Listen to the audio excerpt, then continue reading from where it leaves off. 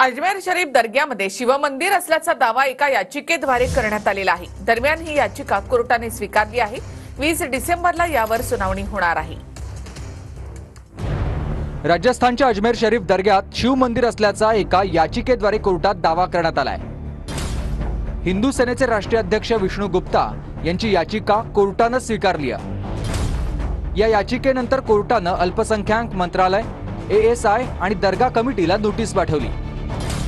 दरम्यान या याचिकेवर 20 डिसेंबरला पुढील सुनावणी होणार आहे।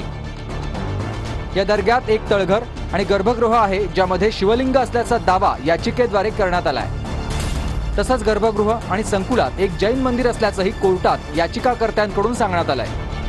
दर्ग्याच्या बांधकामात मंदिराचा ढाचा वापरण्यात आल्याचा दावा कोर्टात करण्यात आलाय।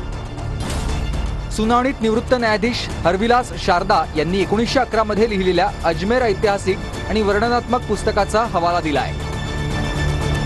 अर्जी दी है, कोर्ट ने माना है और सर्वे के कानूनन अधिकार है और उस सर्वे पर भी संबल बनाने की कोशिश कर रहे हैं, वो नहीं होगा। नेहरू से लेकर जितने प्रधानमंत्री बने वो वहां पर चादर भिजाते हैं। आप बताइए क्या करना चाह रहे हैं लोग?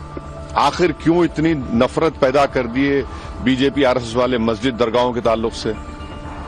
प्रधानमंत्री नरेंद्र मोदी खुद चादर भिजाते हैं। अब बताइए उस पर क्या बोलेंगे वो?